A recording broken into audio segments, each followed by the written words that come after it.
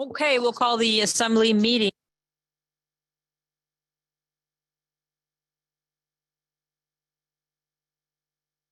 We'll do the flag salute. I pledge allegiance to the flag of the United States of America and to the republic for which it stands, one nation under God, indivisible, with liberty and justice for all.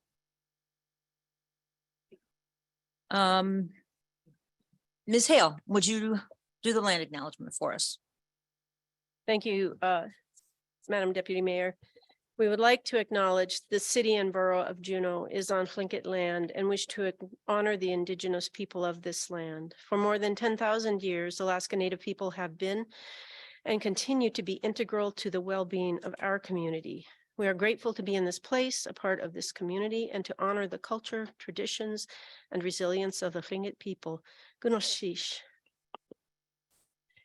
Thank you, Ms. Hale. Madam Clerk, would you do a roll call, please? Thank you, Madam Deputy Mayor. Mr. Bryson, Present. Ms. Hale, Here. Ms. Hughes Candies, Here. Mr. Smith, Here. Ms. Trina is absent, Ms. Wall, Present.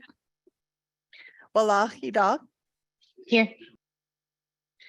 Mayor Weldon, Here. and Deputy Mayor Gladysevsky. Here. A quorum is present. Thank you, Madam Clerk. The mayor is here, but she's on Zoom, so I'll be doing the meeting tonight. First order of business is special order of business, special recognition from the AARP Network of Age-Friendly States and Communities. We have some guests with a presentation. Come on up. And we need to give you a microphone. Could someone give them a microphone? Great. Thank you. Thank you so much. Where is she? You over here? You guys identify yourself. Oh, okay. Linda Kruger. I am the local lead for AARP Juneau Community Action Team. Emily Kane. I'm the chair of the Juneau Commission on Aging and also a member of Linda's CAT team. And I'm a member of Emily's Commission on Aging team. So we work together and we've been working together on this project. The AARP has a national network of age-friendly states and communities, and Linda and I have worked almost a couple years on joining this network, and we are the second Alaska community, Anchorage being the first, and we recently were awarded, and I would like to present this to City Manager Watt. Thank you, Rory, for your help in, and Beth, very much for the letter that you wrote for us to be able to get this award. I want to briefly mention that actually, Linda, why don't you do the 8 domains and then I'll Okay, well, basically the livable communities, age-friendly communities are built around 8 domains: housing, transportation, outdoor spaces and buildings, communication and information, civic participation and employment, respect and social inclusion, health services and community supports, and social participation. And the idea behind age-friendly communities is if we think about making all of these things accessible and available and providing opportunities for seniors, then we're providing opportunities for everybody, whether it's a mom pushing a stroller or, you know, whatever age and whoever. And so we're looking out for the whole community while we're thinking about seniors. And Juneau, as well as the whole state of Alaska, seniors are becoming a majority of the population, and the numbers of seniors are growing and growing. And so thinking about seniors in our communities is really important. And so we're just starting with this recognition. We're just starting a 5-year process of holding public listening sessions, and Emily's going to talk a little bit about that. And so you'll be hearing more from both of us. So the AARP JCOA coalition aims to help CBJ grow the senior economy, and we really appreciate our liaison, Commissioner Hale, Assemblymember Hale. She's practically a commissioner with us. Thank you. Per the JCOA charter, we, in the month of May, which is Senior Awareness Month, we create senior events. And this month, we have created a series of listening sessions. You'll be seeing flyers and hopefully hearing us on the radio, Juneau Afternoon.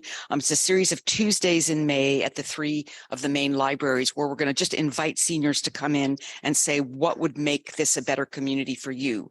And listen, gather data, and then we'll make a report to the Assembly. We look forward to that. Thank you. Thank you for all your efforts on behalf of everyone in Juneau. So really appreciate you making this happen. Okay, approval of minutes. There are 3 sets of minutes. Do I have a motion to approve the minutes? Madam Deputy Mayor, I request approval of minutes from Special Assembly meeting September 26, 2022, Special Assembly meeting November 7th, 2022, and Special Assembly meeting November 30th, 2022, and I ask for unanimous consent. Hearing no objection, those minutes are approved. Manager's request for agenda changes. Mr. Manager. Thank you, Deputy Mayor. I would like to remove items 30 and 31, the 2 bid awards for the airport. On the printed packet, page 13, Airport Manager has requested that we pull these for now. She's got some procedural hurdles with FAA to accomplish. So just removing items 30 and 31 from bid award further down in the agenda in new business. Thank you, Mr. Manager. Removing items 30 and 31. Okay. The next is the public participation on non-agenda items. Madam Clerk, is there anyone on that signed up on Zoom to participate? Thank you, Madam Deputy Mayor. We do not have anyone who has signed up on Zoom. If you want to hold on just a moment, we'll get the list. Okay, great.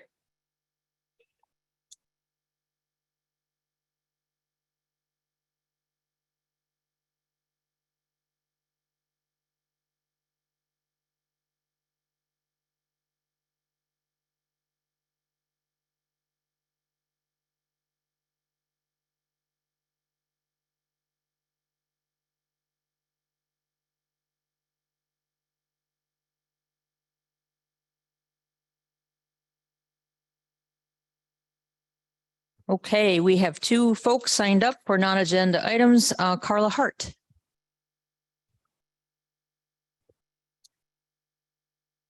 Thank you for coming, and the clerk has the button for 3 minutes, right, Madam Clerk? Is that correct? Okay.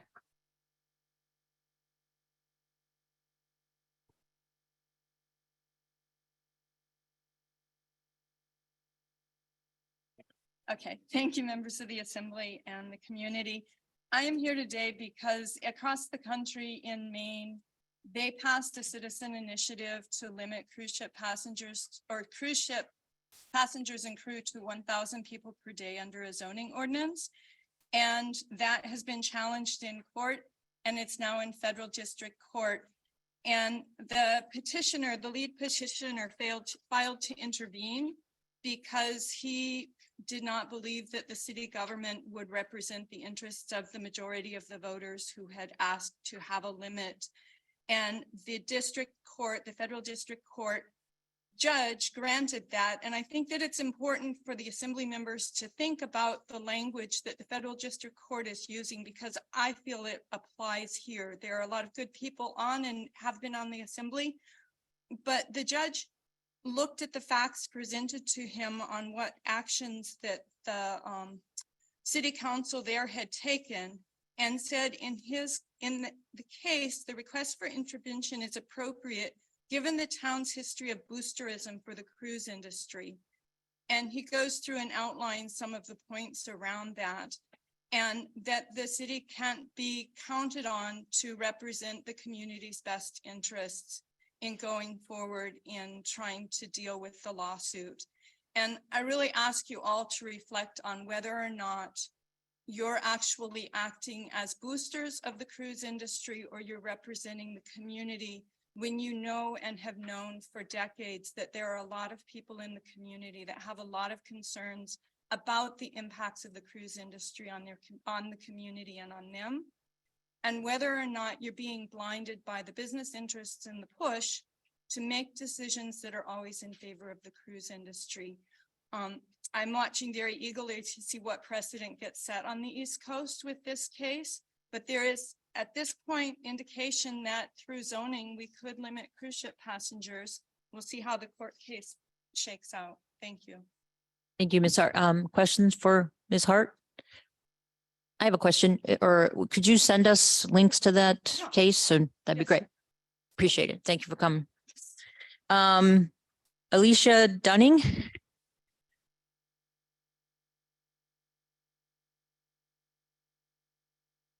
And same thing, would you state your name for the record, and you'll have 3 minutes. Thanks for coming. So my name is Alicia Dunning, Dunning. I am a Juneau resident. I live on Back Loop, actually on River Road. And in the past, you have authorized payment for cleaning up of a River Road area. And I'm here as a resident of that particular address. And there is no city ordinance code for the number of vehicles that one person is entitled. So I, being a citizen, you know, legal age, all that good stuff, I own more than one vehicle. The city is now saying that, or CBJ is now saying that we are only allowed one vehicle. So if this is indeed something that is happening, I think we have a bigger thing on our, you know, hands than just limiting my one vehicle per me. I think that everybody else that has one vehicle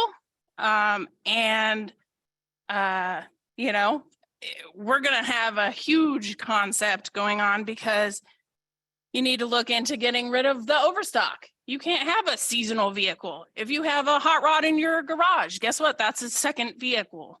So it's a huge deal to me knowing that they're limiting me from having more than one vehicle. I'm also here to present the whole concept of there was a CBJ code enforcement officer that stated I was showing interest in a vehicle on Facebook. Okay, because I said, what engine? Okay, that's not showing interest. I had no other conversation with this person. The fact that this person went above and beyond to say that I was showing interest is absolutely asinine to me. As a person, I'm allowed to ask what size those shoes are, you know, and I don't think that him presenting himself like that and filing paperwork in the court system stating that I was showing interest, you know, that's stalking in my book. Okay, there was a contractor that came to fulfill his task. Why was it not published? Okay, there was no contract. It was not publicly anywhere. And I am part of that website, so I looked and looked and looked. Okay, if there are rules, the city should be following them too, is really what I'm here to say. And it's not happening.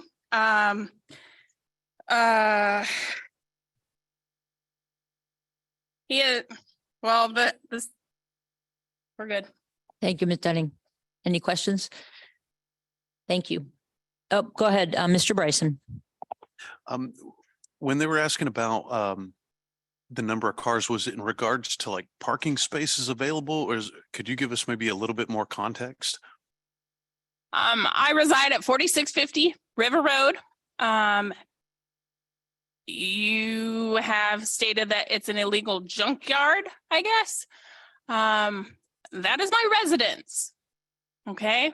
I would, you know, really appreciate the crazy traffic that certain people have instigated by publishing it publicly. I have dogs, I have children. There's people that come up my driveway now saying, you know, hey, I heard you'd sell a car for $50. That is not true. you know? And the fact that we are slandered because there is no way to get rid of these vehicles. The city has taken every option on the table, including all of our income. 100% of our income was going towards this bill. And then because we couldn't come up with $52,000 more dollars, you know, we paid $102,000 out of a bank account already towards the bill for the 103 cars that they've already taken. Nobody has $152,000 lying around ready to just hand over. So it's going to take time, and every option that we have discussed, they have said, no, no, no, and they've put it down. I mean, we can't even take cars to Skookums without paying them up front for these vehicles, even though we have Skookums forms from the registered owners. Thank you. Thank you. Thank you. Is there anyone else in the room that would like to speak on a non-agenda item and you forgot to sign up? Okay, nobody. All right. We'll go to the consent agenda. Anyone in the public who wants to talk about any of the items on the consent agenda? No one in the room is raising their hand. Assembly requests for consent agenda changes. Ms. Hale. Thank you, Madam Deputy Mayor. I request that we remove ordinance 2320, the Systemic Racism Review Ordinance Committee from the consent agenda, please. All right, that item will be removed. Any other requests? Okay, Ms. Hale, can you move the consent agenda as amended? Thank you, Madam Deputy Mayor. Thank you, Madam Deputy Mayor. That was quick. Sorry it took so long. I move the consent agenda as amended with ordinance 2320 pulled. And I ask for unanimous consent from the assembly. All right, it's hearing no objection. So the first thing we'll do is go to item 6. Madam Clerk, ordinance 2023-20.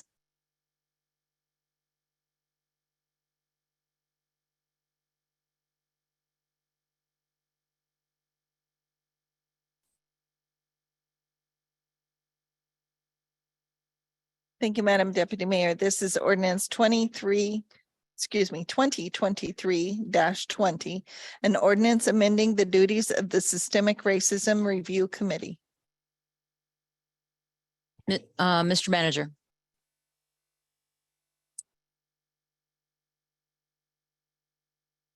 This ordinance, excuse me, this ordinance expands the scope of the Systemic Racism Review Committee to include CBJ policies and procedures in its review in addition to ordinances.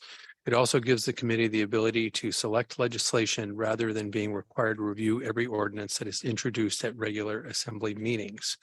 Assembly Committee of the Whole discussed these proposed changes at its March 6, 2023 meeting with participation from members of the SRRC. I recommend the Assembly introduce this ordinance and set it for public hearing at the next regular Assembly meeting. Is there anyone from the public that would like to testify on this item? Ms. Hale. Thank you, Madam Deputy Mayor. I have forwarded a copy of a couple of amendments to Madam Clerk, if she could forward those to the people on Zoom. I don't know if you got that email. And I'd like to speak briefly to my intent. My intent here is, yes. I'm sorry, if I might, Madam Deputy Mayor, I have not been able to access my emails.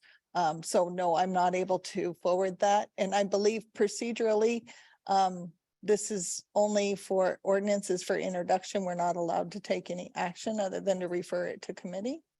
Okay, thank She's you. working on that, Madam. Okay, I am. sorry. Thank you. Thank you. This is just information, and I'll give a brief summary of those amendments, draft amendments. But what I am proposing is that we introduce the ordinance today as intended, and that we hear it at the next assembly meeting as intended, and that meeting would be April 17th.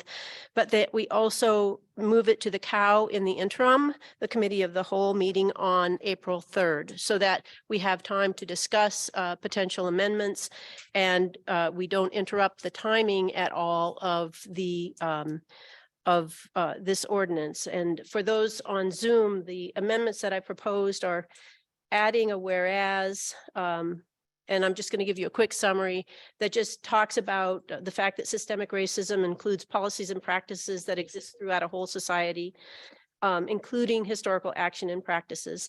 So it's just kind of beefing up the whereas, and then it's changing the whereas about benefiting from having a systemic racism review. And it's just changing that slightly, that we benefit from having that review committee that works with the assembly. We can talk about those later. I just want to provide them to the assembly now as context for my intent, and request that we hear it at the committee of the whole, but not change the schedule that we have set. So Ms. Hale, your motion would be to amend the manager's recommendation to be, or just that we send this to the COW and set it for public hearing at the next regular meeting. And yes, so my motion would be that the assembly introduce the ordinance today, send it to the committee of the whole for the April 3rd meeting, and set it for public hearing at the next regular assembly meeting, which is April 17th. All right, are there objections to that motion? Ms. Hughes Candies. Thank you, Madam Chair, and thanks, Ms. Hale, for these amendments.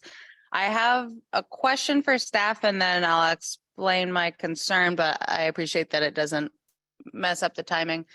My pleasure. It is my pleasure to serve. This is good timing. Matt, I don't know if this question would be for Madam Clerk, or if Mr. Watt remembers, or if Mr. Barr remembers, who was at the cow that we just had where we moved this. Actually, my question would be for Madam Attorney. I don't know how many of us were at that cow where we voted whether to send it on to the assembly or keep it in committee for an extra session. And this feels like if we were all there, it feels like it's that thing we did before where you can't take the exact same vote. And maybe procedurally, this is okay because it's being done through an amendment process. But Ms. Lane, could you explain that? Because this feels similar to that. And then I would think it would be out of order. You, through the chair. I think the key here is it's still on for public hearing as scheduled. So as long as there's no actions that are messing that up, I think it's okay because there's a cow in between and it's not getting moved. That's my opinion. Okay, thank you, Ms. Lane.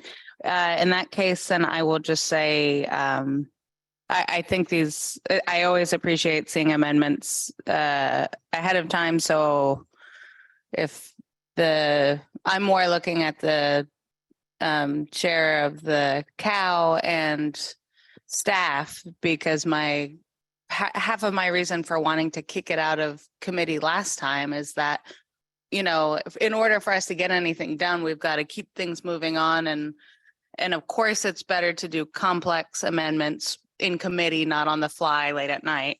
But these to me seem like two amendments that would be okay to do on the night. And I'd rather keep that space on the cow for whatever the problem of the day is. But if other people are okay with that, I don't particularly care.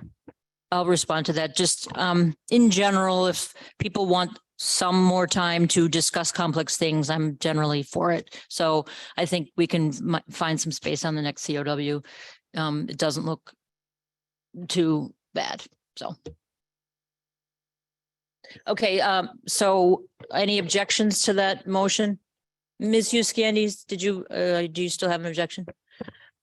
I'll remove it. I'll just say to myself and to the rest of us that, if we always, at the speed of government means sometimes we're going to be feel uncomfortably like we're moving fast. Ms. Wall has her hand up. Ms. Wall, go ahead. Thank you, Madam Chair. Yeah, I'm going to object for the same reason that Ms. Hughes Candies was the points that she made. Just, I feel like we need to stay on task here. And I agree, these amendments look like things that can be discussed fairly briefly at the next assembly meeting. Okay, you guys ready for the, any other want to speak, want to just vote? Or anyone else want to speak? Madam Clerk.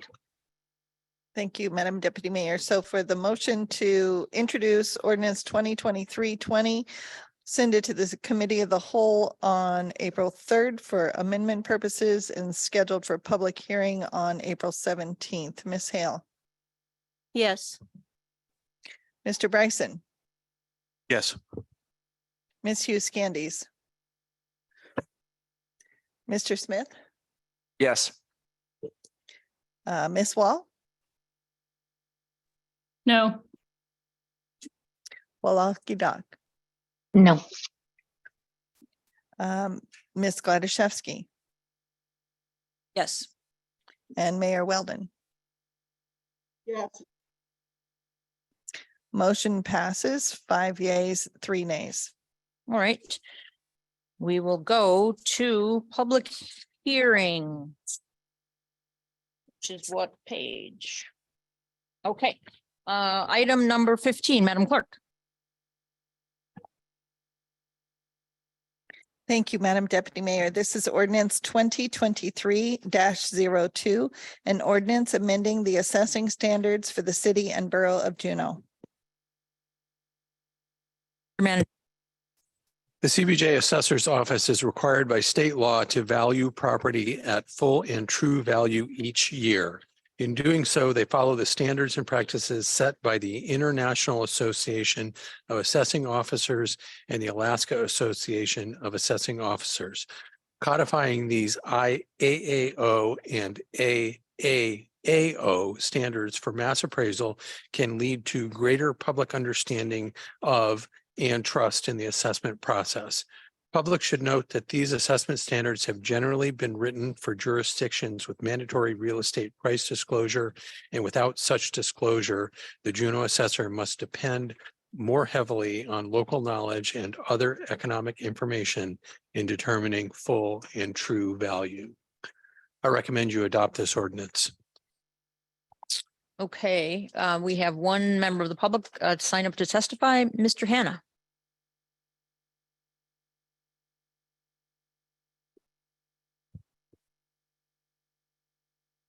Go ahead. Dave Hanna, Back Loop Road. Thank you, Madam Deputy Mayor, members of the Assembly. You have a big night ahead of you, so I'll try and be really brief. Thank you. Maybe not quite that brief. Oh, that's good. Seriously. But seriously, I'd like to thank the manager, and I'd especially like to thank Mr. Palmer. I wish he was here with us tonight for bringing this ordinance to us in such a clean, simple form. It was all we needed. It was a long time coming. It should solve any of the problems we experienced in the past. So I really want to thank you for that. Folks like myself that maybe are more familiar with all those standards that are out there might tell you that we'd say that one line in there about the uniqueness of Juneau is superfluous, but it's okay. You can leave it in there. But the other thing I'd like to say is the folks you currently have at the assessor's office all seem to be a really good bunch of folks, and they're good to deal with. I think they'll do the job to the best of their abilities.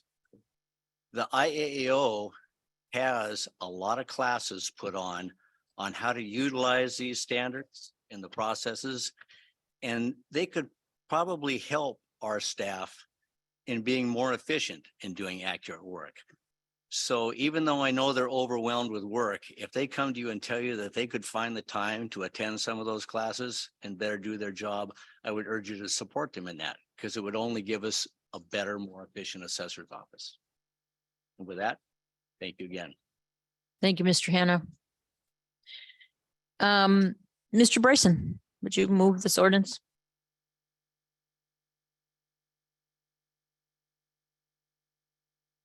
Thank you, Madam Deputy Mayor. I move the Assembly adopt ordinance 2022-02, an ordinance amending the assessing standards for the city and borough of Juneau, and I ask for unanimous consent. Mr. Smith. Thank you. Just for a question, maybe to the manager, the finance director or something. Does the changes in these ordinance actually change anything that we are doing in practice? Mr.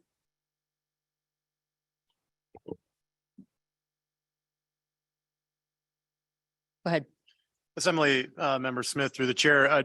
No, we think today that we follow the IAAO and AAAO standards. Obviously, those standards are written for contexts that are different from ours and we have to interpret them all the time. But no, I think that the assessor welcomes this and it confirms the practice we already have today. And I think it's a good reminder to hew to those standards and nothing Mr. Hannah said, I disagree with.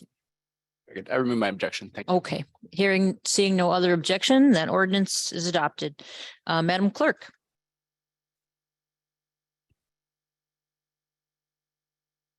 Thank you, Madam Mayor. This is ordinance 2023-09, an ordinance authorizing the manager to lease a 1.5 acre parcel of land near 100520 Crazy Horse Drive at a reduced rate to provide for the Southeast Alaska Food Bank Food Warehouse expansion. Since 2005, the Southeast Alaska Food Bank has leased a fraction of U.S. Survey 1041 from the city and borough for $1 per year. This property is located in the Mendenhall Valley at the end of Crazy Horse Drive. The lease was amended in 2015 to increase the leased area to half an acre. Current application states that the new area is needed because the opportunity has arisen to fund a new warehouse building, making the food bank more sustainable for the future. Food Bank has already secured a grant in the amount of $500,000 towards the expansion. I recommend you adopt this ordinance. Is there any member of the public that would like to testify on this item? Ms. Hughes Candies. Thank you, Madam Deputy Mayor. I move that the Assembly adopt ordinance 2023-09 and I ask for unanimous consent. Seeing no objection. Oh, Mr. Bryson has, go ahead. Objection just for a purpose of a question. That this is the only transaction that the Southeast Food Bank is trying to complete at this time. I thought one of the emails came in and said, like, let them buy the piece of land next to them. This is the only thing that we're working on with the city and Southeast Food Bank at this time. Is that correct? Mr. Watt. Thank you, Deputy Mayor. That's the only thing I'm aware of. All right. Thank you, Mr. Bryson. Okay, that ordinance is adopted. Madam Clerk, item 17.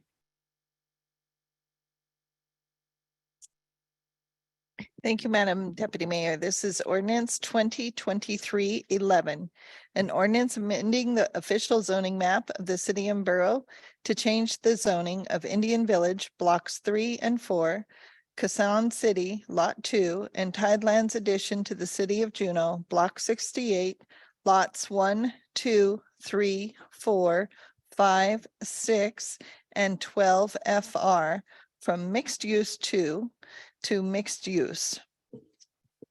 Mr. Manager. At the regular Planning Commission meeting on February 14, 2023, the commission voted to recommend approval of a rezone from MU2 to MU in the Occoquan district. This project proposes a westward extension of less restrictive MU zoning to 4.2 acres that encompass the Indian Village, the Andrew Hope Building, and current offices of the Alaska Department of Environmental Conservation. This area includes the 3.7 acres in the applicant's application and a staff proposed expansion of half an acre.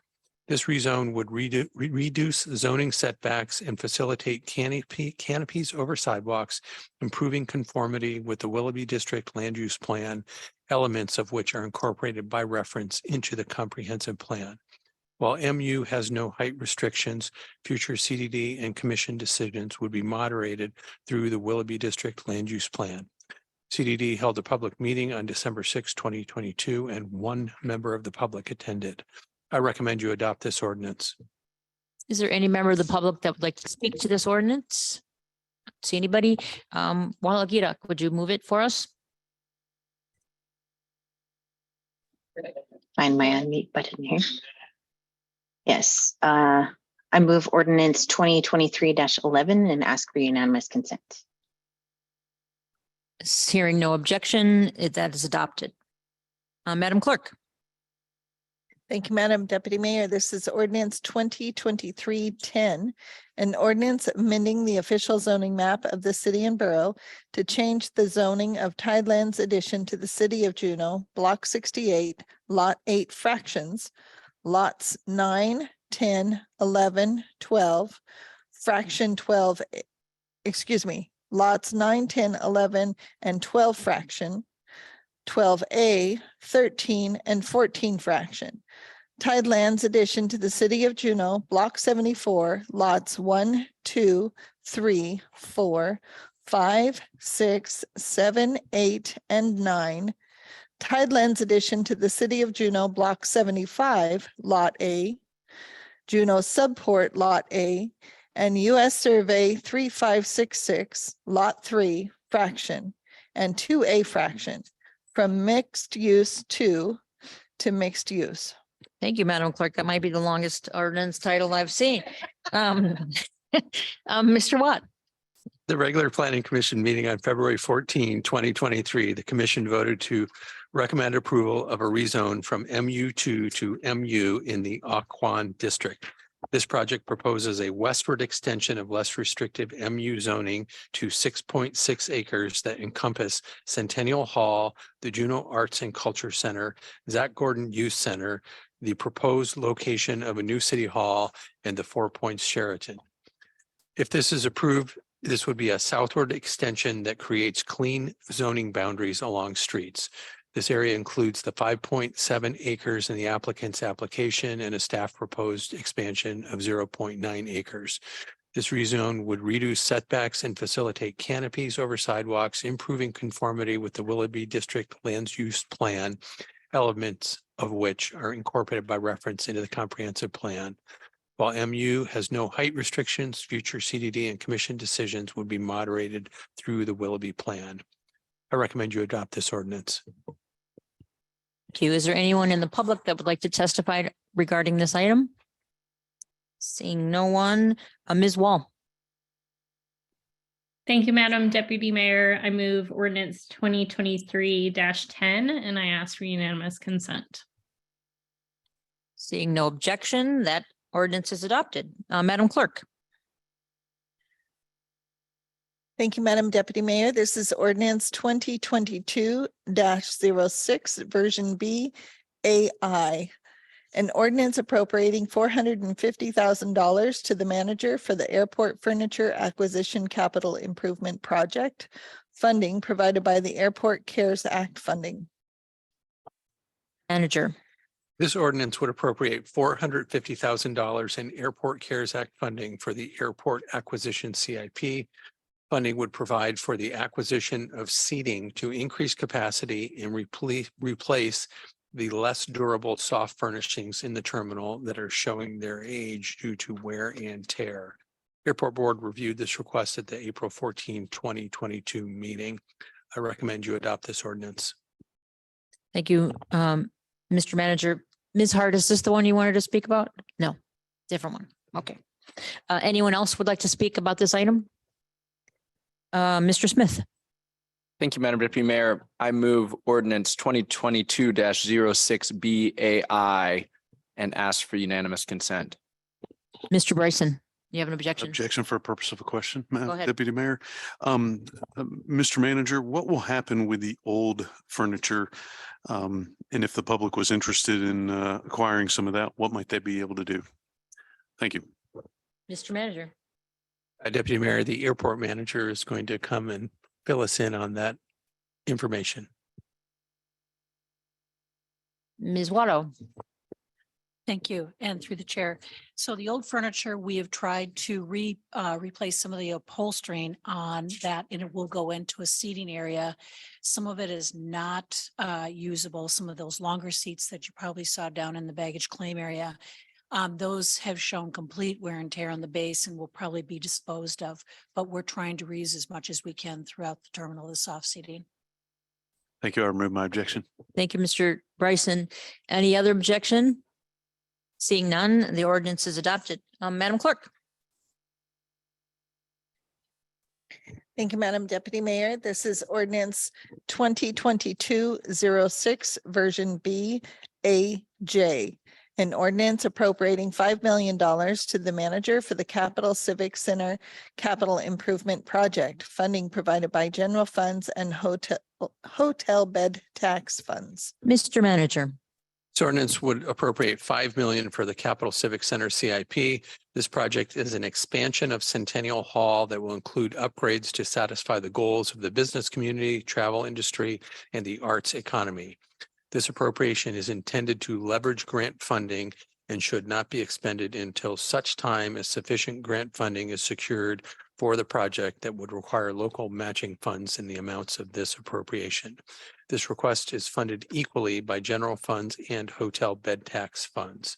Assembly Finance Committee reviewed this request at the March 1, 2023 meeting. I recommend you adopt this ordinance. Thank you, Mr. Manager. Anyone in the public would like to testify on this item? Seeing none, Ms. Hale. Thank you, Madam Deputy Manager, or Deputy Mayor, excuse me. I move ordinance 2022-06BAJ, and I ask for unanimous consent. Any objection? Ms. Euskandis. Thank you, Madam Deputy Mayor. Initial objection for purpose of a question. Mr. Manager, we appropriated previously $2 million for design purposes for this project. And I think when we reviewed this in finance, not all of the design funding had been spent. We also have some projects going on right now at Centennial Hall to improve it. Could you speak could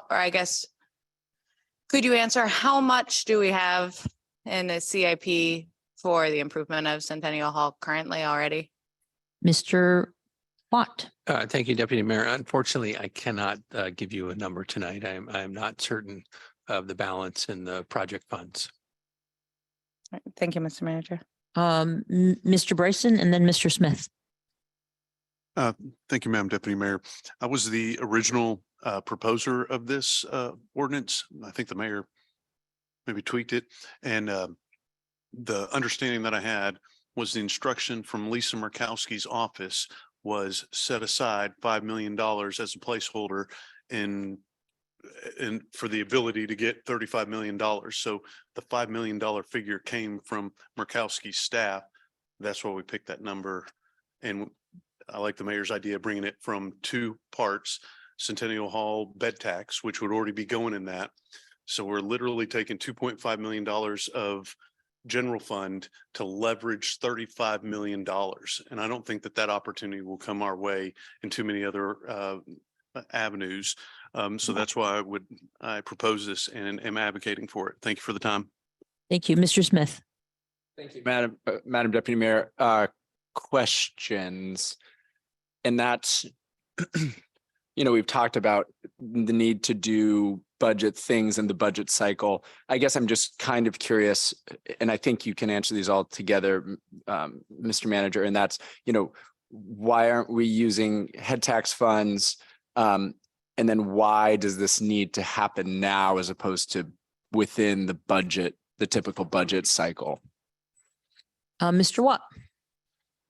Thank you, Deputy Mayor. So with regard to passenger fees, some time ago, in discussions with cruise ship industry representatives, I negotiated agreement of essentially non-objection from the industry for $10 million funding for this project.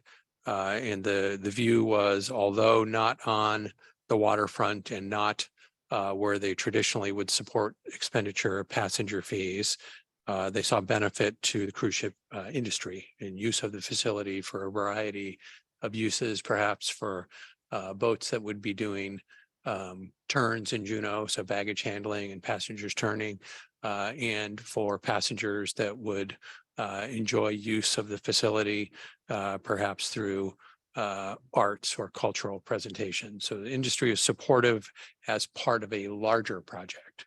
They were not supportive as the initial funder or main funder.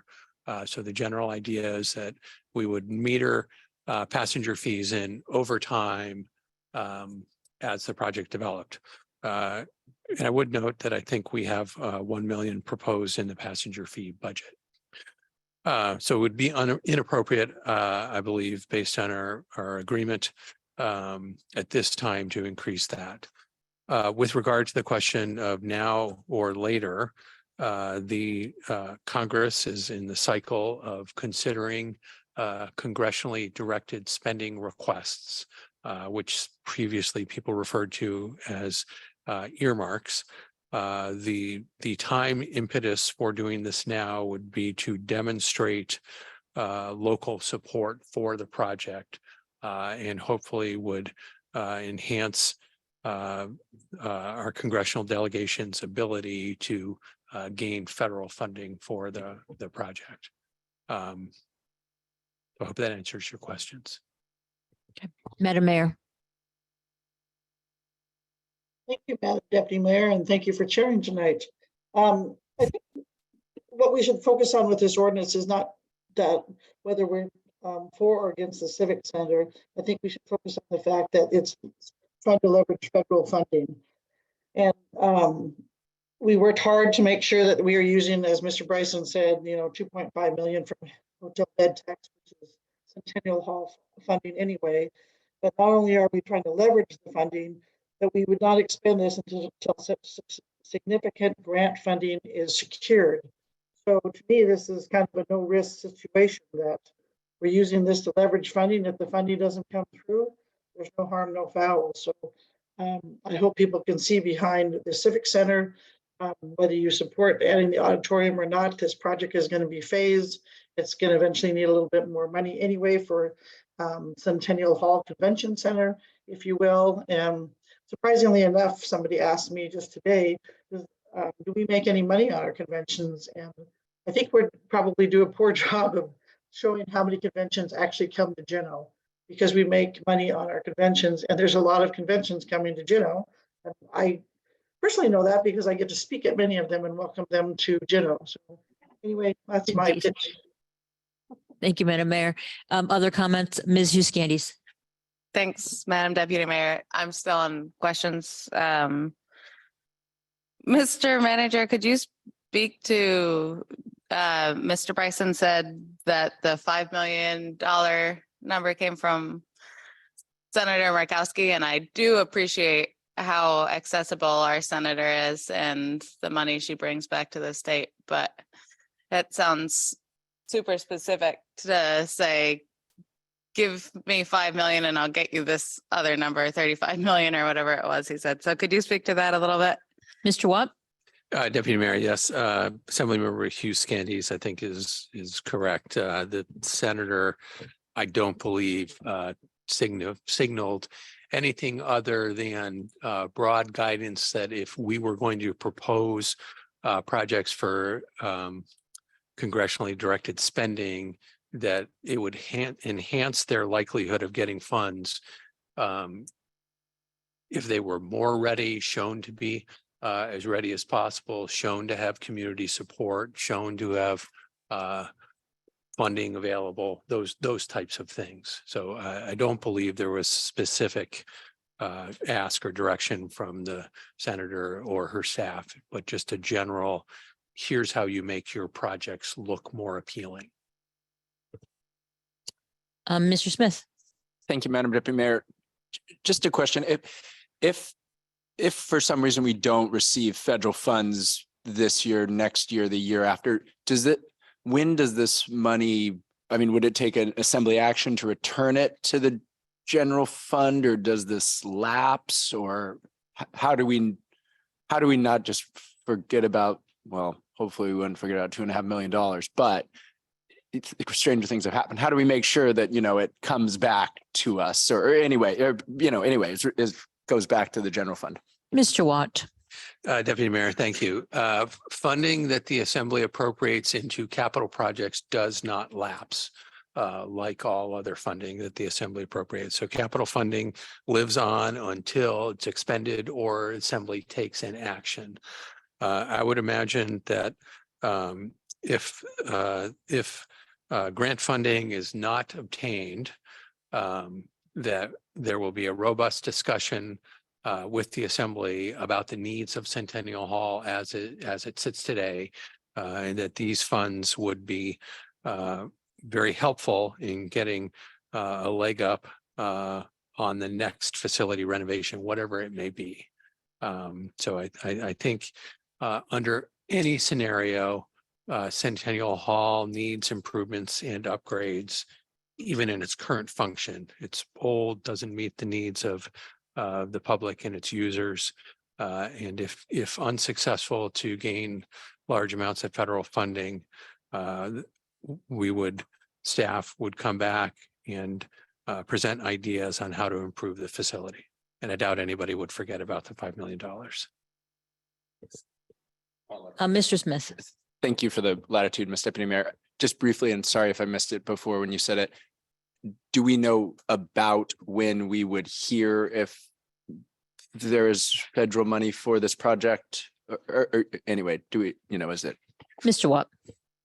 Thank you, Deputy Mayor. I think in the next several months. So the proposals are due to the senator's office very soon, if not already.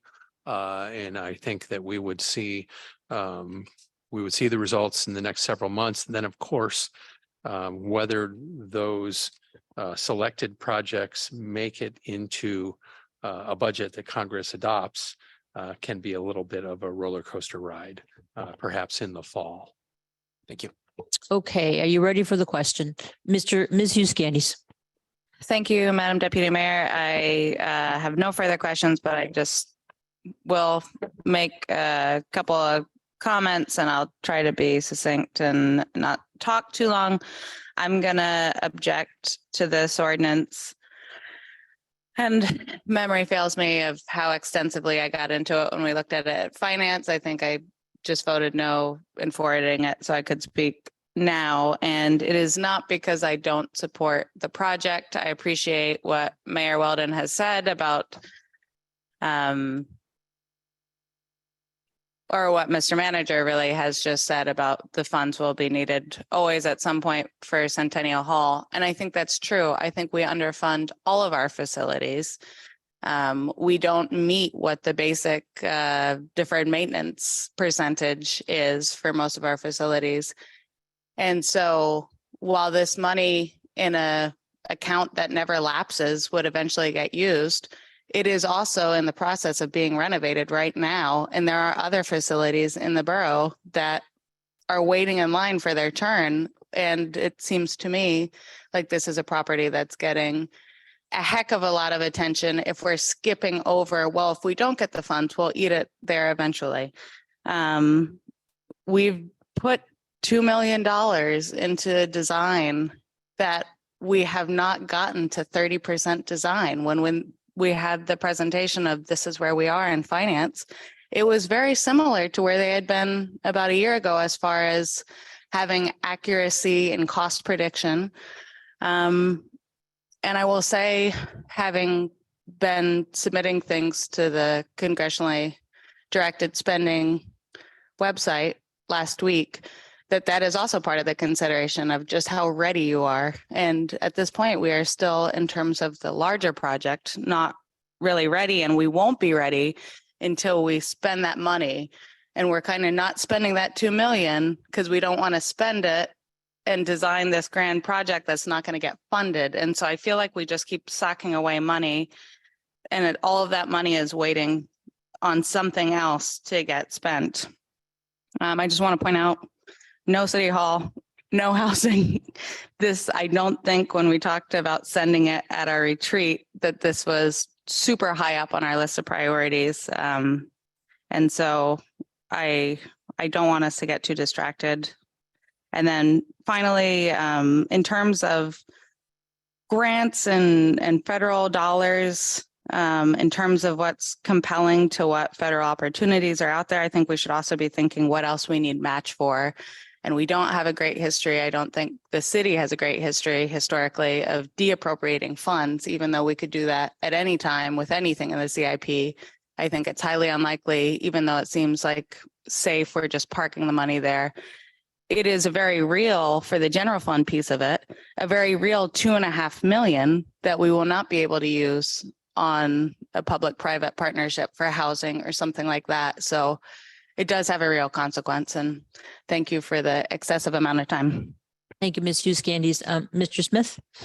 Really briefly, when I first saw this ordinance introduced, I had some trepidation with it as well. But I do feel like the risk here is relatively low. I hear the things Ms. Hughes Candies is saying. We have a lot of need in the community, facilities that need funds.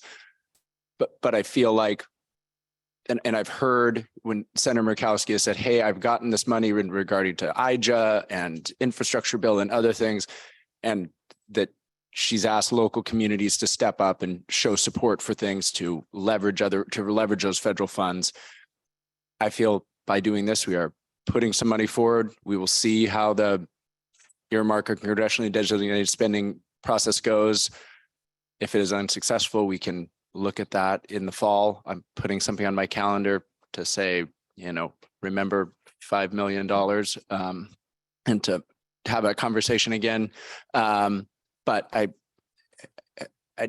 think it's a chance to take a swing and maybe see if we can get a big hit. And if we miss, I don't think it's a tremendous fall. So that's why I'll be supporting the ordinance tonight. Thank you, Madam Deputy Mayor. Thank you, Mr. Smith. Anyone else want to speak? Ms. Wall? Thank you, Madam Deputy Mayor. I'll be supporting this ordinance as well. I appreciate Ms. Hughes Candy's comments and focused on our priorities and sending it. And I just think we are sending it. This is a big opportunity for the future. And I think we are in a privileged place where we can invest in all of our priorities, not our huge list, but a good group of those top priorities. And so just excited to take advantage of a potential opportunity. Thank you, Ms. Wall. Any other comments? I'll just I appreciate what Ms. Wall said. We do have a good opportunity here. And I just remember Senator Murkowski came and gave a sort of a lecture to the legislature about you have to step up. I'm doing my part here in DC, and so I feel like really obligated to step up. So, Madam Clerk, if you would call the roll. Thank you, Madam Deputy Mayor. This is ordinance 2022-06, version BAJ. Ms. Hale. Yes. Walahida. Yes. Ms. Wall. Yes. Mr. Smith. Yes. Ms. Hughes Candies. No. Mr. Bryson. Yes. Ms. Gladysevsky. Yes. And Mayor Weldon. Yes. Motion carries 7-1. Okay, thank you, Madam Clerk. We have a request for a break, and so we'll take a 5-minute break. Thanks. All right. Okay, we're going to call the assembly meeting back to order, and hopefully we're all back. Madam Clerk, item 21. Thank you, Madam Deputy Mayor. This is ordinance 2022-06, version B, AM. An ordinance appropriating $2 million to the manager for the Aurora Harbor Improvement Capital Improvement Project. Grant funding provided by the Alaska Department of Transportation and Public Facilities. Mr. Manager. This ordinance would appropriate $2 million of grant funds from the Alaska Department of Transportation and Public Facilities Municipal Harbor Facility Grants Program. The required 50% local match is provided by the 2017 1% sales tax initiative in the amount of 1.5 million and harbor fund balance in the amount of 1 million. This project would construct one main float in the north end of Aurora Harbor with slips to accommodate 48 to 60-foot vessels. Docks and Harbors anticipates a bid award in April 2023. Docks and Harbors Board recommended this action at its regular board meeting on February 23, 2023. I recommend you adopt this ordinance. Mr. Manager, is there any member of the public that would like to speak to this ordinance? Seeing none, Mr. Bryson. Thank you, Madam Deputy Mayor. I move the Assembly adopt ordinance 2022-06 BAM, an ordinance appropriating $2 million to the manager for Aurora Harbor Improvement Capital Improvement Project. Grant funding provided by Alaska DOT and Public Facilities, and I ask for unanimous consent. Seeing no objection, that ordinance is adopted. Madam Clerk, item 22. Thank you, Madam Deputy Mayor. This is ordinance 2022-06 version B AN. An ordinance appropriating $31,500 to the manager as funding for phase 2 of a building survey and inventory of the Juneau Town Site Historic Neighborhood. Grant funding provided by the Alaska Department of Natural Resources. Mr. Manager. The Juneau Town Site Historic Neighborhood is a mixed-use commercial and residential neighborhood located between downtown and Chicken Ridge Historic Districts. This ordinance would appropriate $31,500 of grant funding to survey and inventory approximately 42 structures in the area and document their historical significance. This survey will complete the survey and inventory and determine whether the Juneau Town Site Historic Neighborhood is eligible to be listed on the National Register of Historic Places. Benefits of becoming a listed district would include access to historic tax credits and historic preservation fund grants. These benefits would be available for property owners for rehabilitation and maintenance work. CBJ's Community Development Department, City Museum, Historic Resources Advisory Committee will partner with a historic architecture consultant to perform the scope of work for this project. Total project costs are estimated to be $52,515. 40% local match requirement will be met with CBJ personnel service costs, for which expenditure authority has already been appropriated in the FY23 operating budget. Historic Resources Advisory Committee recommended CBJ staff apply for this grant at the February 3, 2021 meeting. I recommend you adopt this ordinance. Thank you, Mr. Manager. Anyone in the public would like to speak to this item? Seeing no one, Madam Mayor. I move ordinance 2022-06 BAN and ask for unanimous consent. Seeing no objection, that ordinance is adopted. Madam Clerk. Thank you, Madam Deputy Mayor. This is ordinance 2023-12. An ordinance providing for the issuance and sale of port revenue bonds in one or more series in the aggregate principal amount not to exceed $5,100,000.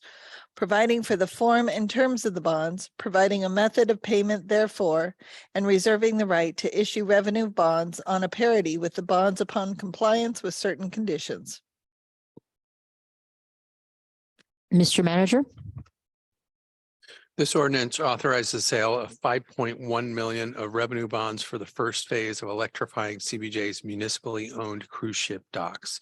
The bond will be fully repaid within 15 years at an expected annual cost of approximately $450,000, assuming an interest rate of 4%. This revenue bond will be repaid entirely by passenger fees and does not pledge any borough tax revenue.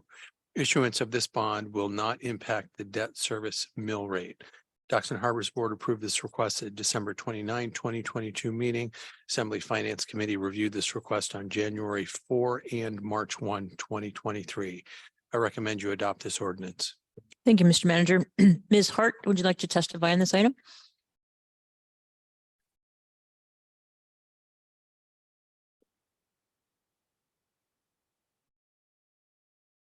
And you'll have 3 minutes. Thank you. And my name is Carla Hart. I live on the back loop.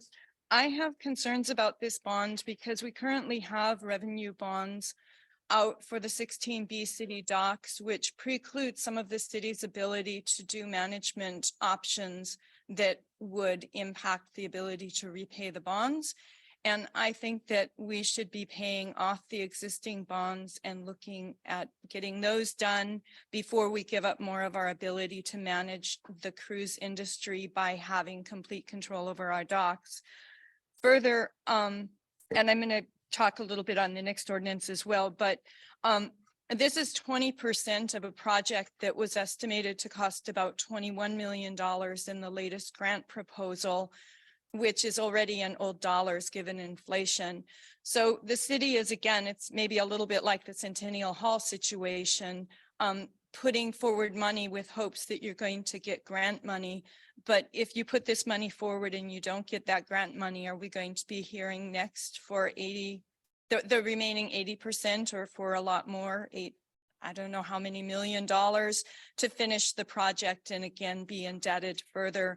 If there's something again on the line of COVID, how do we pay these revenue bonds? Although it might not be a direct responsibility of the community and the passenger fees might be out there in theory to pay it, if anything happens and those passenger fees are not there, every resident in Juneau is on the hook for these costs. So I would urge you to go ahead with the shore power, but to figure out a way to 100% forward fund. And I'll have more on that with the next. Thanks. Any questions for Ms. Hart? Ms. Hale has a question if you would come back. Okay. Thank you very much, Ms. Hart, for joining us and testifying on this. I can't remember exactly how you put it, but you said something at the beginning of your testimony that the bonding for the 16B docks precludes the city, it makes the city unable to manage those docks. And I just didn't quite understand what you'd said there. Can you repeat that or explain that? Ms. Hart. And maybe the finance director can better state this language, but in the bonding, when we have the bonds, part of the condition of the bond is that the community not do anything that get in the way of repaying that bond. And it could be argued that if in my wildest dreams, Juneau decided to say on Saturday and Sunday, we're not going to have any cruise ships docked at the two public docks, which under some scenarios you could conceivably do. But if we have this indebtedness, you could be called out by the bonding agent for not maximizing your revenue opportunities at the docks. Thank you. That is exactly what I needed. Thanks. Okay. Ms. Hughes Candies. Thank you, Madam Deputy Mayor. I move that the Assembly adopt ordinance 2023-012, and I ask for unanimous consent. Is there any objection? Okay.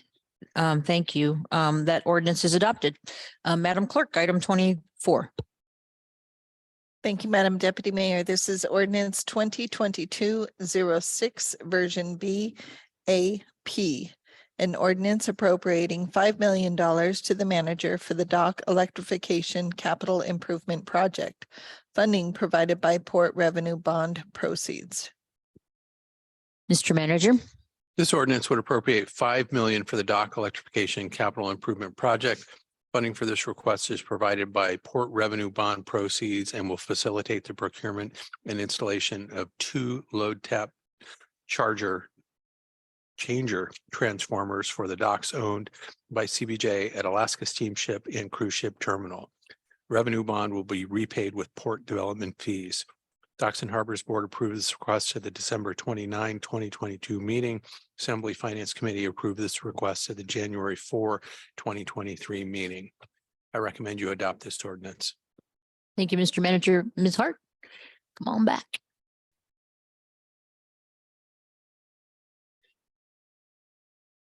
Thank you. I'm still Carla Hart from the back loop. Thank you. Yes, so I don't have any expectations that you're going to vote against this, but I would urge you to consider forward funding.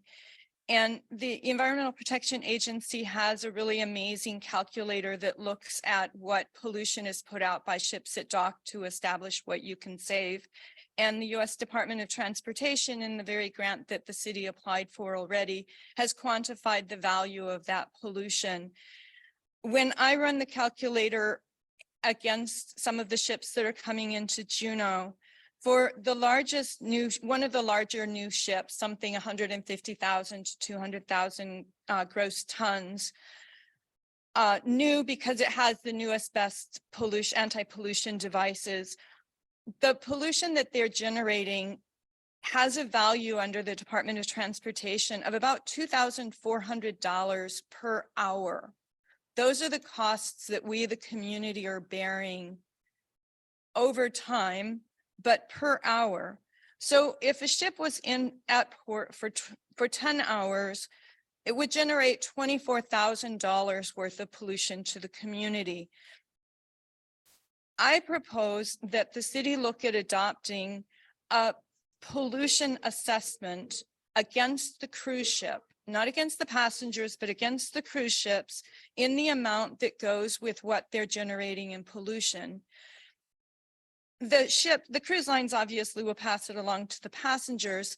If it's a large cruise ship, it would be less than the cost of one beer for a 10-hour stay in Juneau for this pollution assessment. It's not prohibitive. For the older ships, they generate more pollution and they generally have fewer people. So it would come out to a little bit less than a glass of wine on the cruise ship. We're not talking about prohibitive costs. If you did that, you could generate almost $100,000 a day that we are all bearing in the cost of this pollution already. And you could forward fund the shore power, and you could then have funding available to keep this going so long as they're polluting, to put it into the hospital, to put it into other things, because your neighbors, your friends, your kids, they are getting health impacts from this, even if we don't see it immediately today. There's a direct connection. The pollution coming out of the ships has a direct connection to the cruise passengers and is in service of the cruise passengers. It's not a prohibitive amount, and you could forward fund the shore power. I'm willing to do a more detailed analysis if you were willing to have me at a committee of the whole to show you how this could work. I'm not going to do it all for nothing for a 2-minute, 3-minute, but. Thank you. I have a question. Ms. Hale has a question. Thank you very much. Thank you, Ms. Hart. Do you know of any other community in the world that has done something like this? No, I don't. I've been working on a shore power project with the Global Cruise Activist Network, and we've looked at who has shore power all around the world and looked at different scenarios, and I'm not aware of and have not found anything. It was mostly the Docks and Harbors grant for the shore power that really showed me that right here in the United States, we have a way, and we've already used it in the city, to actually quantify and put dollar figures onto the pollution. And then EPA's pollution calculator, shore power pollution calculator, that's a peer-reviewed scientific based quantifier, gave me the capacity just recently when I discovered it to really look at the numbers and say, this is what it is. And this is the level of health impact that the community is bearing. And even if you pass this, and even if we get the shore power, until 2035 or something, they don't expect to have enough electricity to cover more than 25% of the ships. So the community is still bearing a massive burden, a health burden.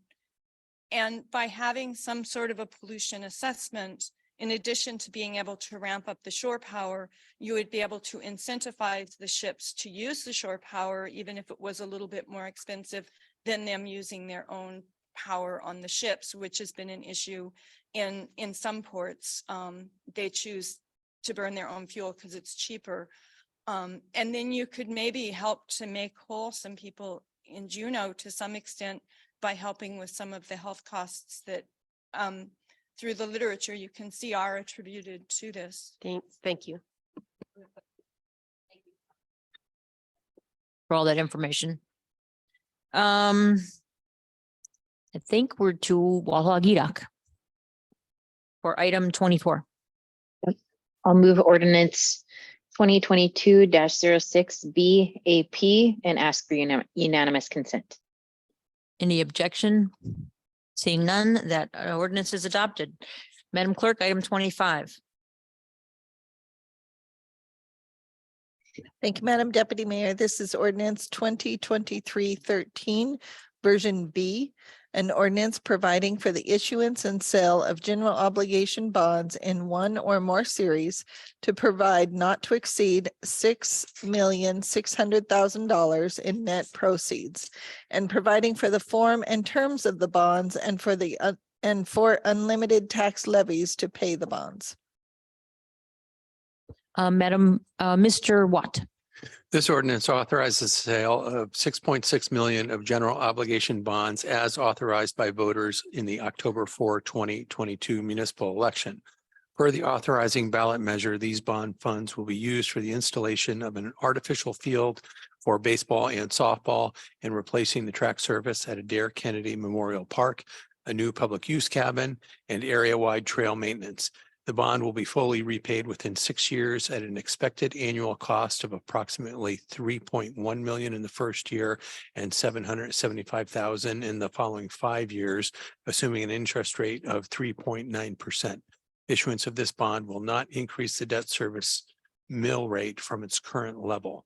Version B of this ordinance makes a minor adjustment to the debt repayment schedule in response to higher than anticipated assessed values, which increases property tax revenue available to pay down the debt.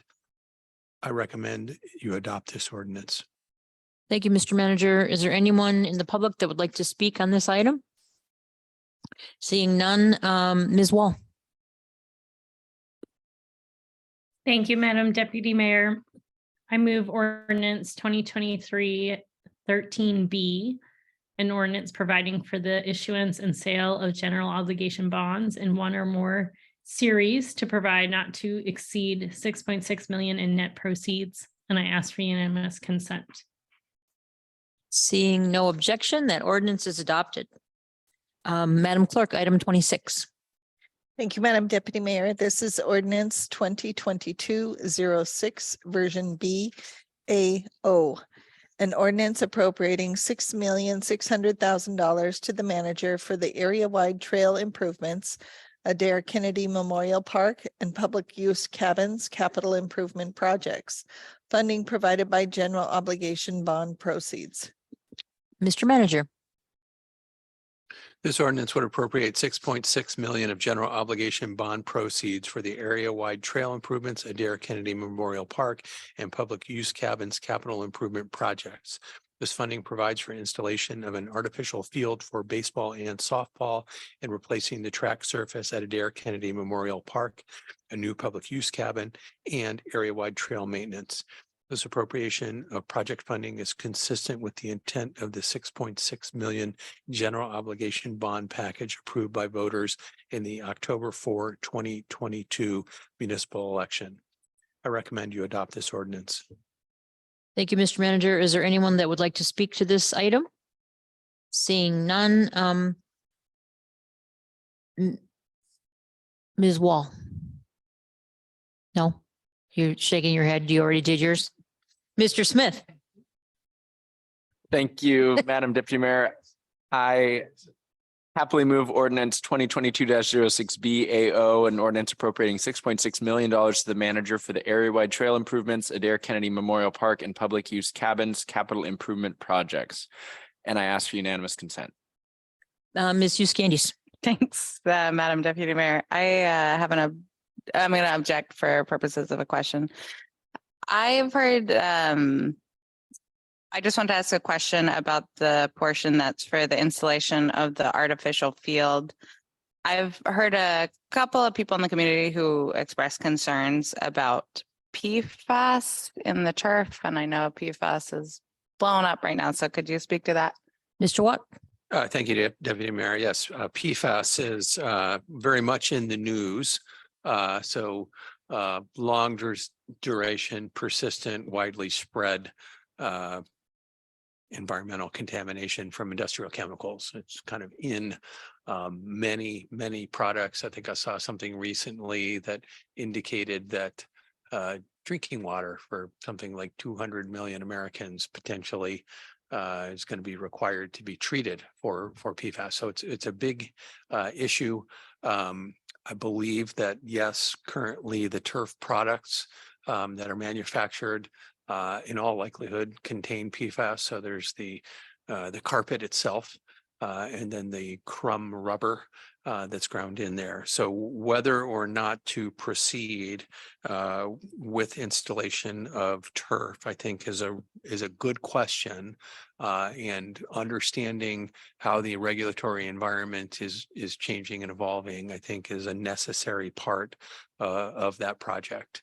I think it's not a foregone conclusion that we will actually go through and install the turf. I think it's likely, but I think there'll be a lot more community and assembly discussion on that topic. Quick follow-up. Ms. Hughes Candies, go ahead. So it sounds like we can expect that Mr. Schaff and management will be tracking that and bring it back to us if we should not be doing that just in time to get in trouble for doing that or something. Mr. Watt. Deputy Mayor, I think what will happen is we will come back and we will explain the technical issue, the pros and cons, the known environmental regulatory arena. And we'll just talk about whether it's the right thing to do. Okay, thank you very much. Ms. Hale. Thank you very much, Madam Deputy Mayor, and thank you for raising that issue. Ms. Hughes Candies, I think that my understanding of PFAS is that it's almost ubiquitous in items that we are surrounded by. It's in clothing, it used to be in sticky notes and they finally have taken it out of sticky notes. It's in the Teflon tooth floss that we use. So it's like in just about everything. And I think it's going to be a long journey to get it out. So I appreciate you raising the issue, and I appreciate Mr. Manager talking about making sure we look at what's going on in the regulatory climate, but it got in there in a bad way. The companies responsible did bad things, and now we're kind of stuck with it and we're trying to disentangle ourselves from it. Thank you. All right. You removed your objection. Yes. Okay. Any other objection or any objection? Okay. Hearing none, that ordinance is adopted. Madam Clerk, item 27. Thank you, Madam Deputy Mayor. This is new business regulation title 07, chapter 10, airport rates and fees. Mr. Manager. In response to a projected budget deficit for fiscal year 24 and beyond, the airport has adjusted its rates and fees to help offset the shortfall. Rates and fees are established through the airport's financial model. Rate increases are proposed in all categories for all users. Anticipated increased annual revenues for fiscal year 24 is $1,737,900. A detailed description of the rates and fees regulation changes is addressed in the fiscal note and accompanying draft regulation. Airport received 3 comments during the public comment period from February 12th through March 6, 2023. At the March 9, 2023 Airport Board meeting, the board amended the fuel flowage fees for small aircraft under 12,500 pounds and non-signatory aircraft based on comments received, and approved the proposed rates and fees regulation as presented to the Assembly. The airline fee for airport security screening, large air carrier fuel flowage fees, non-signatory fuel flowage fees, large air carrier landing fees, and non-signatory landing fees are scheduled to increase May 1, 2023, with the remainder of the airport rates and fees regulation changes scheduled to take effect July 1, 2023. I recommend you adopt this regulation. Thank you, Mr. Manager.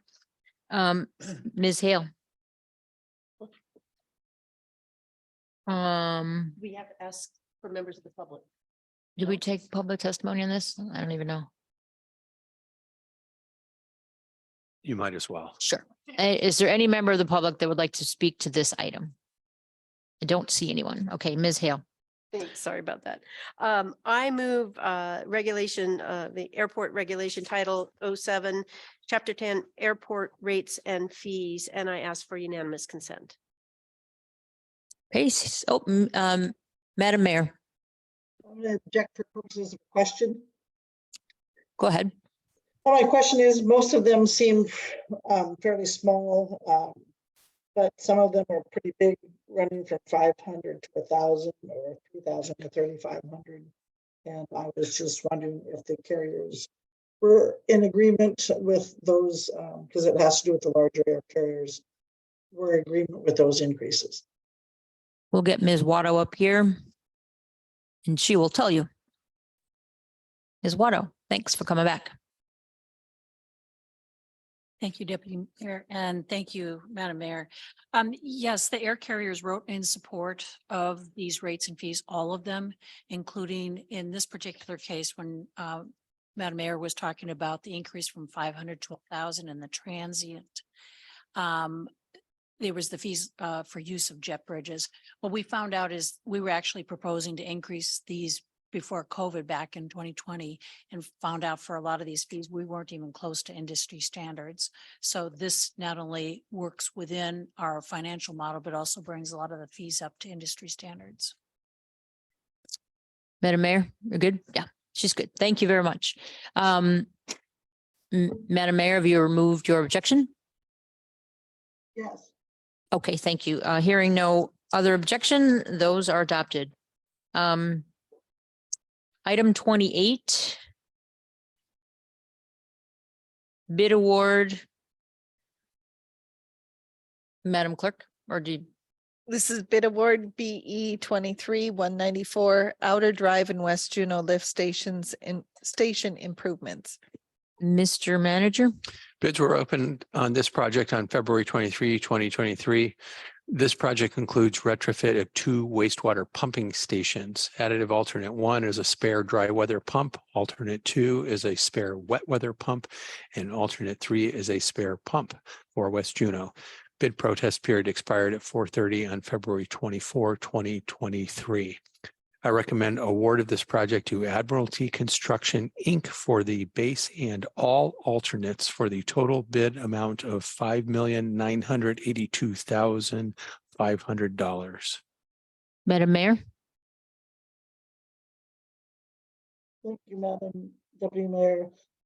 I would recommend, I move that we award this bid to Admiralty Construction, Inc. for the base and all alternatives for the total bid amount of $5,982,500. Any objection? No objection? So ordered. Bid award BE 23-194 Outer Drive and West Juneau lift station improvements. Mr. Manager?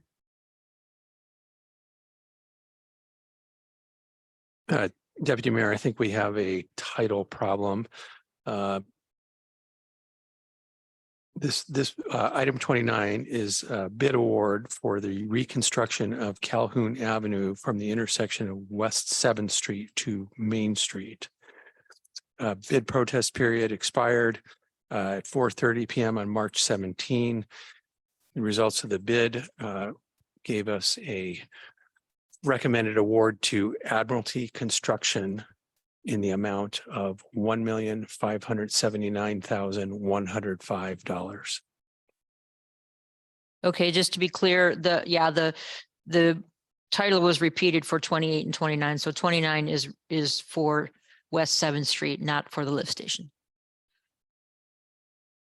Madam Mayor? Thank you, Madam Deputy Mayor. I move the award of this project, which is Calhoun Avenue from the intersection of West 7th Street to Main Street to Admiralty Construction, Inc. for the total amount bid of $1,579,105. And Okay, ask for unanimous consent. Any objection to that? So awarded. The next two are moved to another time. And any staff reports, Mr. Watt? No staff reports. Thank you. Assembly reports. Madam Mayor, do you have a mayor report?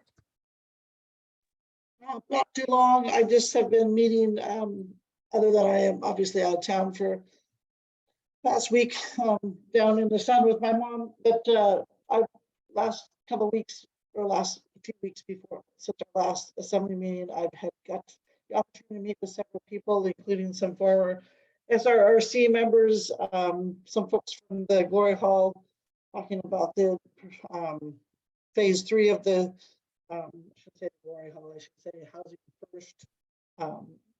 Looking at phase 3 of that. Have talked to a couple of union members, and we had a great meeting with the Alaska Port Communities.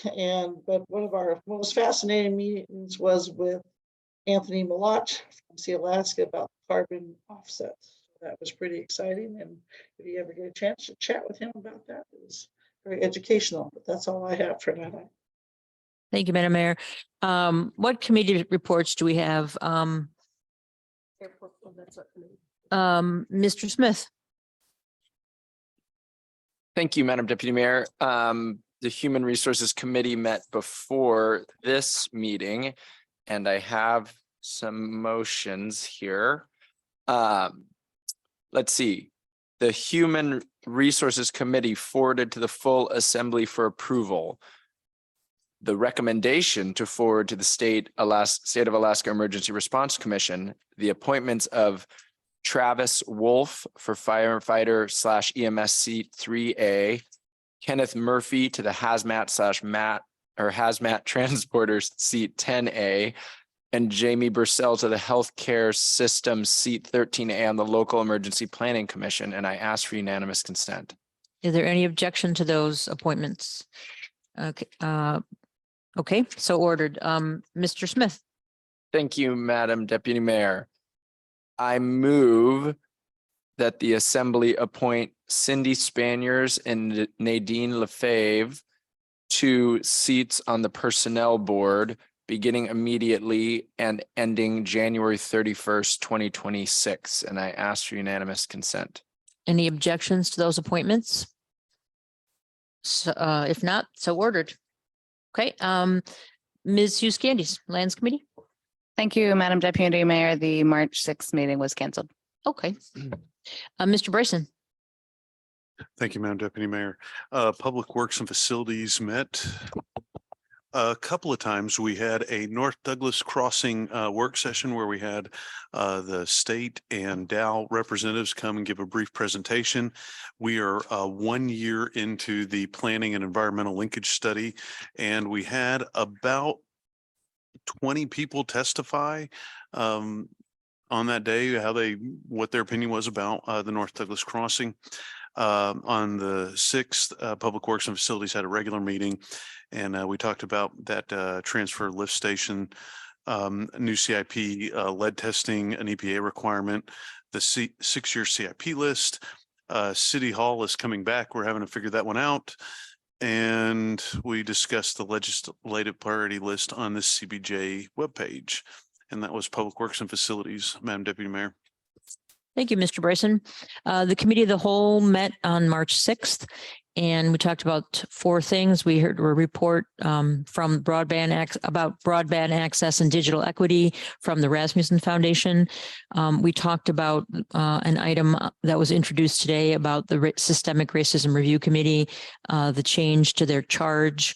We talked about affordable housing loan funds, and we also talked about the lease request for the West Douglas Pioneer Road, which was introduced today as well. Our next meeting is April 3rd.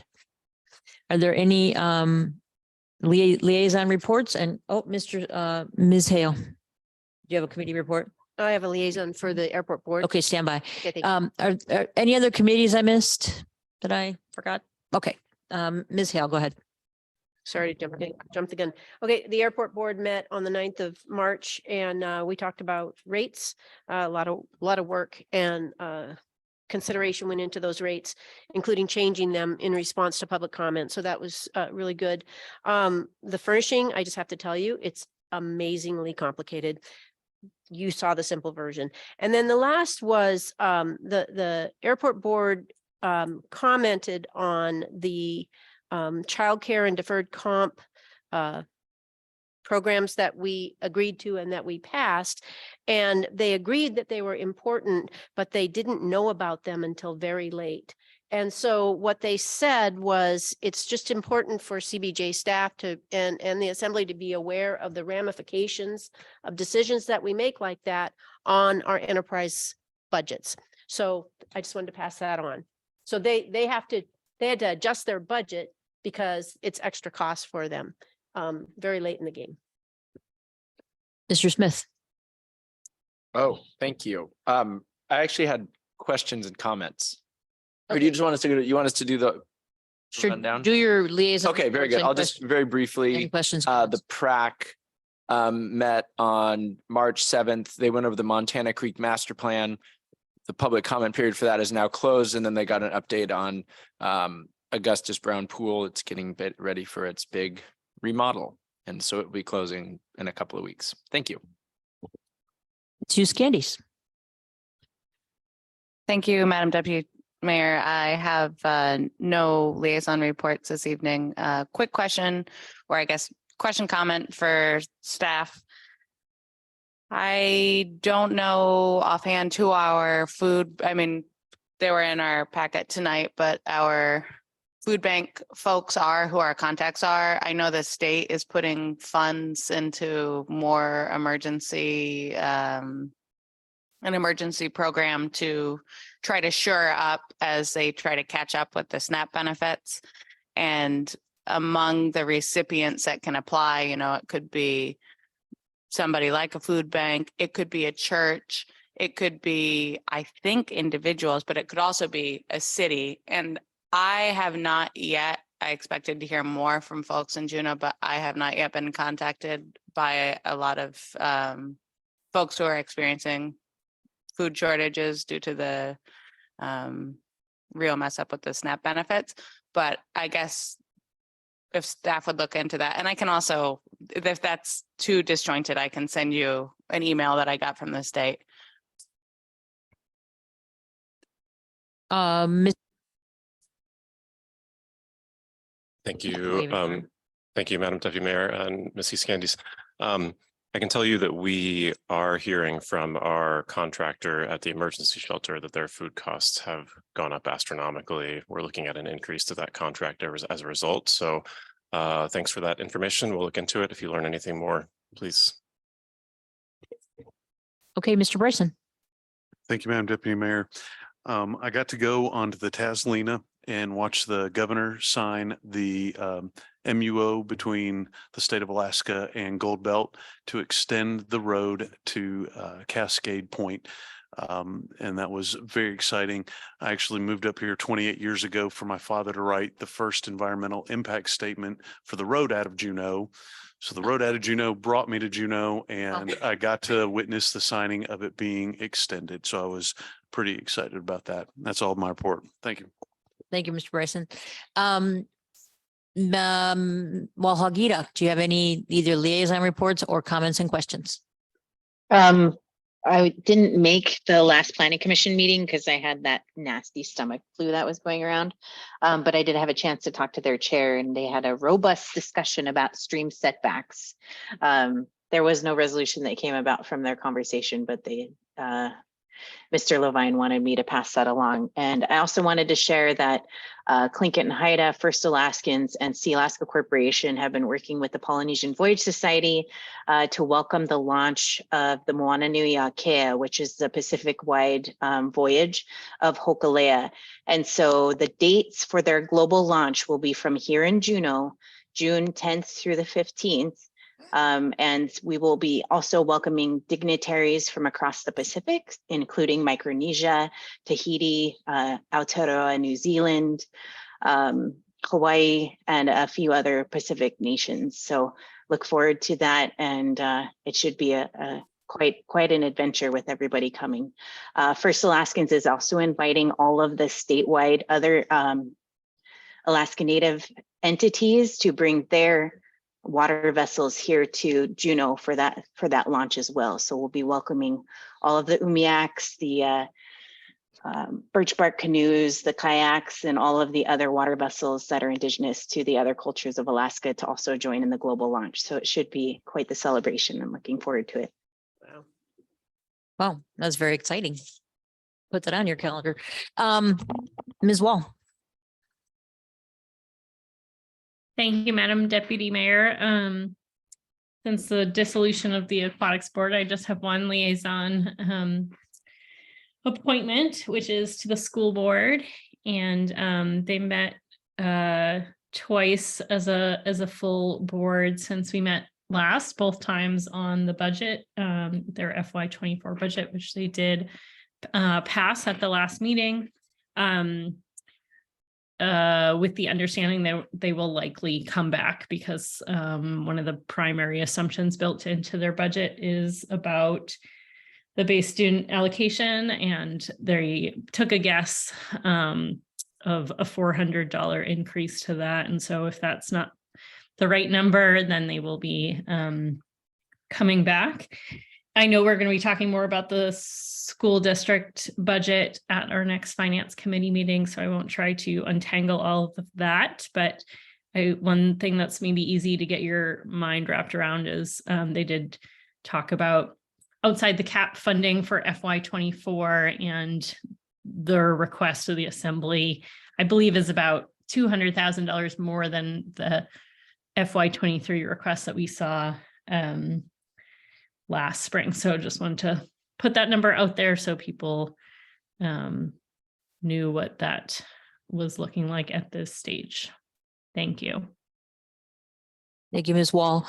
I have one liaison report, and the Juneau Commission on Sustainability is still working on the greenhouse gas report. They had Zoom problems for the last meeting, so they had to abort, and they're going to do it again. So they're still not done with that, but they're working hard on that. Okay, is there anyone that wants to speak to the assembly for continuation on public participation on non-agenda items? The 4 people remaining in the room, thank you for staying. Nobody wants to talk. Okay. Mr. Smith. Sorry, I just did my committee and liaison reports, but I do have one question I'd like to do under the assembly questions and comments. I imagine many of you have maybe been contacted by members of the Public Safety Employees Association, just talking about some of the deficit of sworn officers.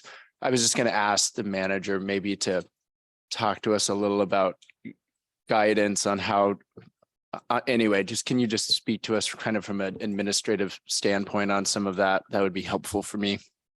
Thank you. Mr. Manager. Deputy Mayor, so you'll recall that last June or so, or July, we signed a 3-year contract with PSEA that states a number of things that we've agreed to: wages, other workplace rules. I think it's widely known that we've always had a difficulty in being fully staffed, particularly in patrol officers. And that condition continues and is worse today than historically it has been.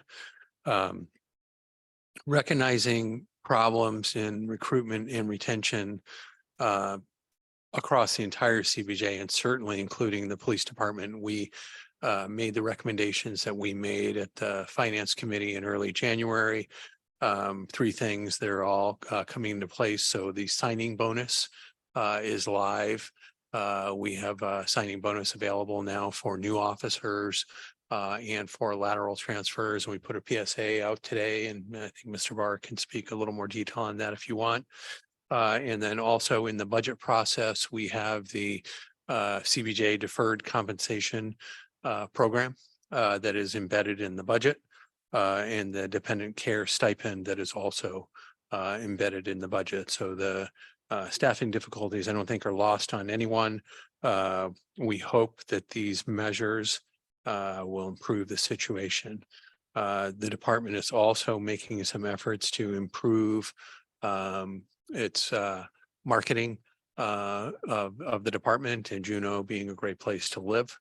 And we hope that that can help, along with the very robust signing bonuses, attract already trained officers to come to our community and join our workforce.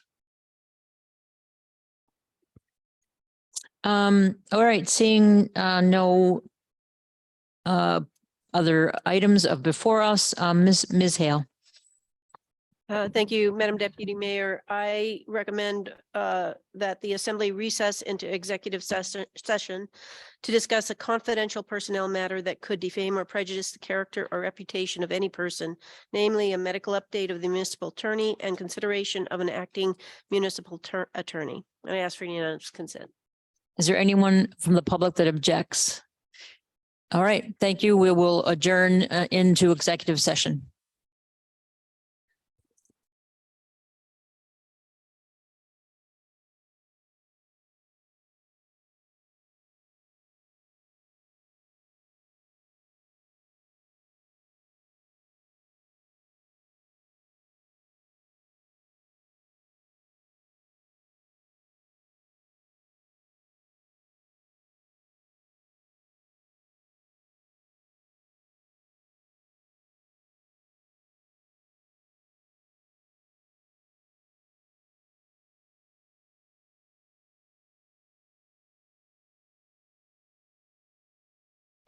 For those of you who are still on Zoom, this is a announcement that the Assembly is going into executive session and we will be ending the public portion of the meeting at this time. Thank you for joining us this evening.